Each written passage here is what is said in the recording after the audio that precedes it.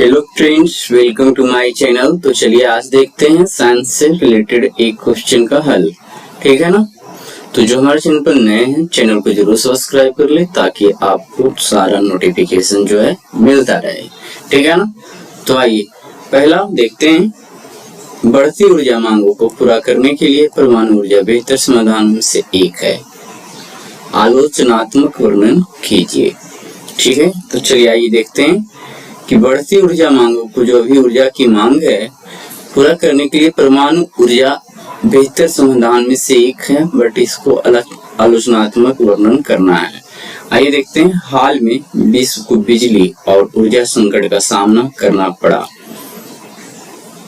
यद्यपि विभिन्न देशों में इस आपात स्थिति को अलग अलग कारण रहे, किंतु इसके परिणाम स्वरूप जीवाश्म ईंधन पर निर्भरता कम करने और नवीकरणीय ऊर्जा के उत्पादन को बढ़ाने की मांग और तेज हो गई।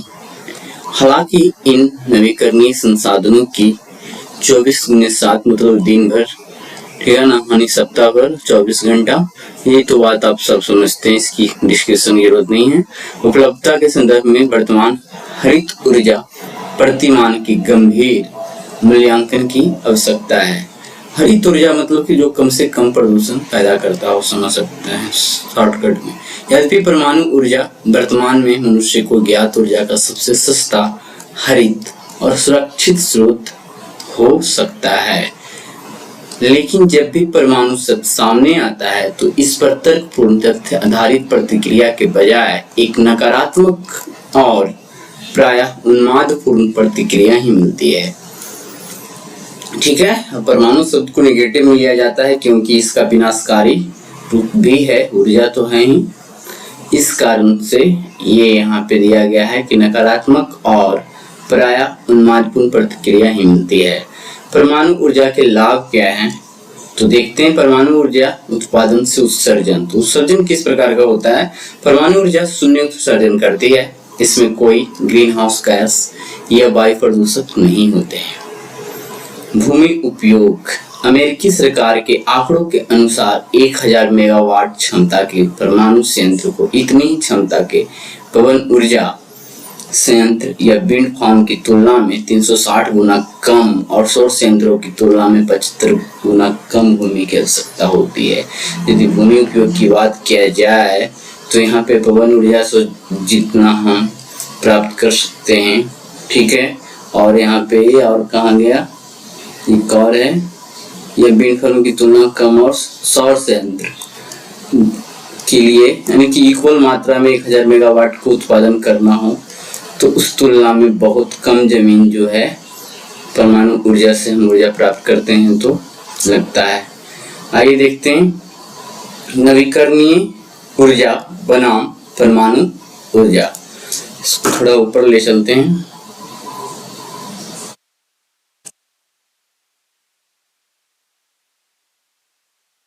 नवीकरणीय ऊर्जा बनाम परमाणु ऊर्जा। तो नवीकरणीय ऊर्जा के स्रोत अस्थिर हैं, ठीक है, यानी जितने भी नवीकरणीय ऊर्जा है वो स्टेबल नहीं है।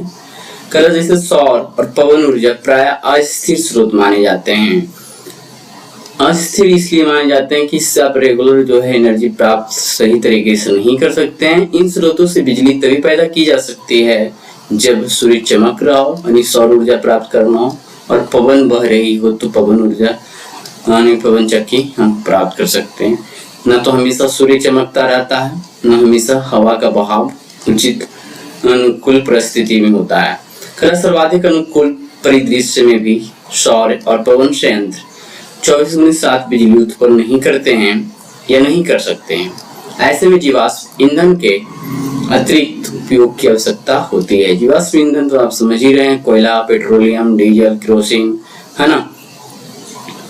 वर्तमान में ब्रिटेन की 24% बिजली पवन ऊर्जा से प्राप्त होती है, लेकिन इस वर्ष उसे अप्रत्याशित पवन विहीन ग्रीष्म का सामना करना पड़ा। यानी गर्मी का मौसम जो रहा उतना हवादार नहीं रहा, उतना तेज हवा नहीं चला, जो ब्रिटेन के बिजली संकट के प्रमुख कारणों में से एक है।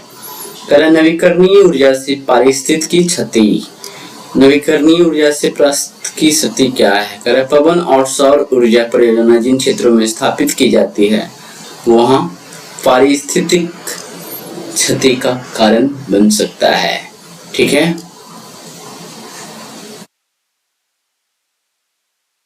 क्योंकि जमीन यूज अधिक से अधिक किया जाएगा उसके स्टेब्लिशमेंट में, कंस्ट्रक्शन बनाने में, तो वहां का पारिस्थितिकी जो वातावरण है वो तो नष्ट होगा, वो कह रहा है। और हम चल रहे हैं परमाणु ऊर्जा जो नवीकरणीय नहीं अनवीकरणीय है।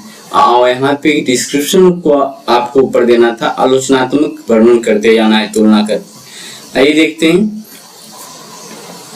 मोटे तौर पर से यह अनुमान लगाया जाता है कि अमेरिका में पवन टरबाइनों से टकराकर प्रति वर्ष 5 लाख पक्षी मारे जा रहे हैं, क्योंकि वहां पे जो भी पवन चक्कियां हैं ऊंचे ऊंचे होते हैं और घूमता भी तो है, तो जो पक्षी है इससे टकरा के 5 लाख पक्षियां हैं जो मारे जा रहे हैं।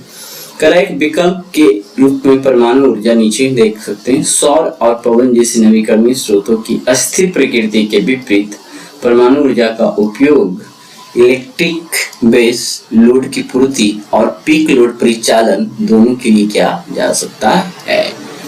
आगे देखते हैं। विदित है यानी ज्ञात है।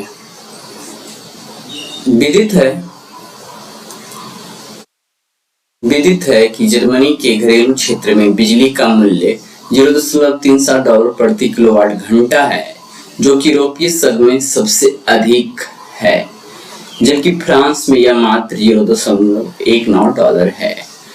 फ्रांस में बिजली बहुत सस्ती और स्वच्छ है, क्योंकि फ्रांस मुख्य रूप से परमाणु ऊर्जा पर निर्भर है।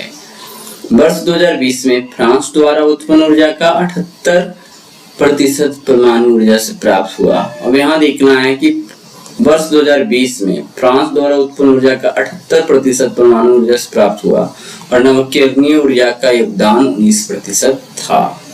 इसमें जीवाश्म ईंधन से प्राप्त ऊर्जा की हिस्सेदारी केवल 3% थी। अब आते हैं परमाणु ऊर्जा से संबंधित समस्याएं क्या क्या हो सकती है।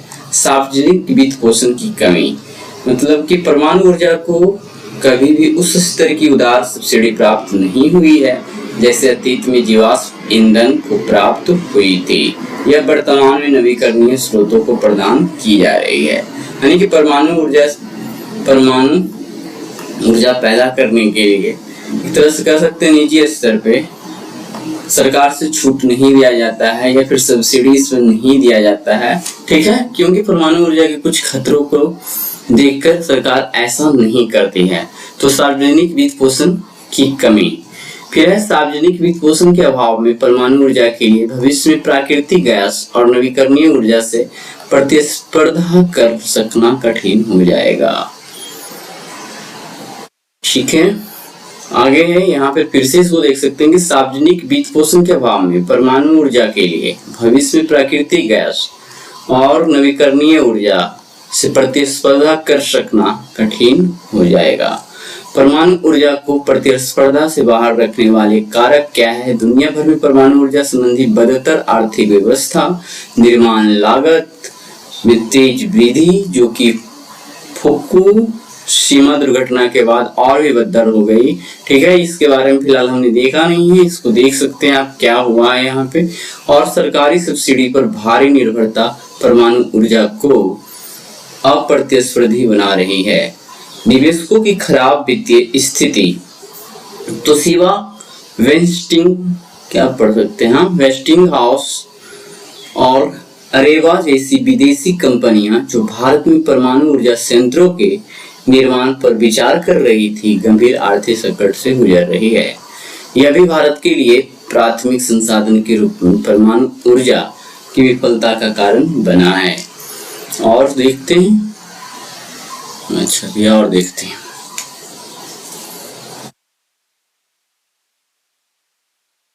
इन कंपनियों का अपना अस्तित्व ही आज दांव पर है, क्योंकि या तो वे राज्य के भारी या प्रतिस्पर्धा के कारण उनका अवमूल्यन हुआ है। जमीनी स्तर पर प्रतिरोध, भारत में नए परमाणु ऊर्जा संयंत्रों के प्रति अनिच्छा या प्रतिरोध की भावना के कारण कुंडनकुलम संयंत्र को चालू करने में पर्याप्त विलंब हुआ। और वेस्टिंग हाउस को अपनी पहली नियोजित परियोजनाओं को गुजरात से आंध्र प्रदेश में हस्तांतरित करने के लिए विवश होना पड़ा। भूमि अधिग्रहण और परमाणु ऊर्जा संयंत्र के लिए स्थान का चयन भी देश में एक बड़ी समस्या है। तमिलनाडु में कुडनकुलम और आंध्र प्रदेश में क्वाडा जैसे परमाणु ऊर्जा संयंत्रों को भूमि अधिग्रहण संबंधी चुनौतियों के कारण पर्याप्त विलंब का सामना करना पड़ा है। आगे की राह क्या हो सकता है? उपलब्ध संसाधनों का उपयोग। भारत में यूरेनियम का अनुमानित प्राकृतिक भंडार लगभग 70,000 टन है और थोरियम का लगभग 3,60,000 टन है, जो कम ही है, ठीक है ना। इसीलिए भारत को अपने उपयोग के यूरेनियम के अधिकांश भाग का आयात करना पड़ता है। यह महंगा भी है और भू राजनीतिक रूप से कठिन भी है, ठीक है। दूसरे देशों से मंगाना भू राजनीतिक रूप वही कहलाएगा, ठीक है।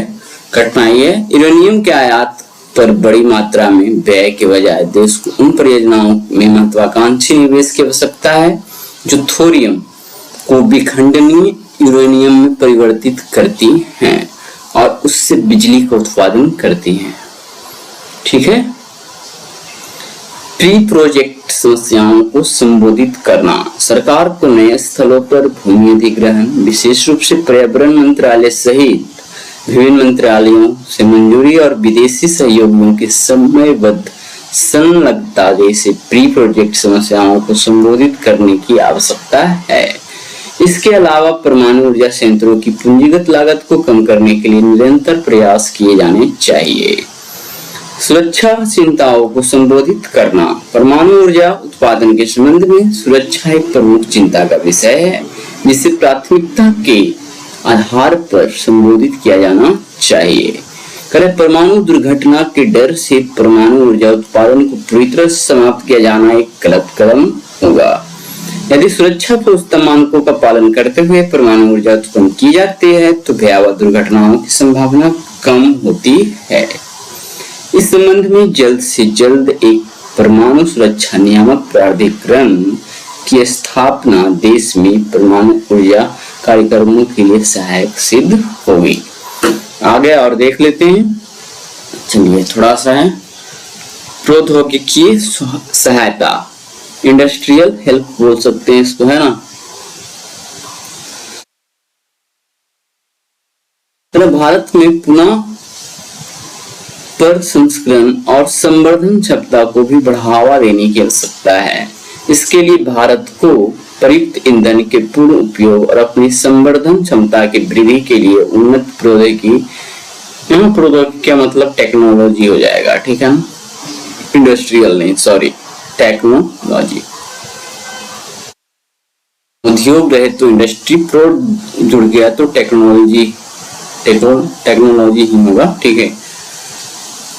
की आवश्यकता है, मतलब चलिए, तो परमाणु से यूरेनियम से ऊर्जा प्राप्त करने के लिए बेहतर टेक्नोलॉजी की भी जरूरत है, ये कह रहा है। तो आज की वीडियो में इतना ही रहने देते हैं, मिलते हैं अगले वीडियो में, ठीक है।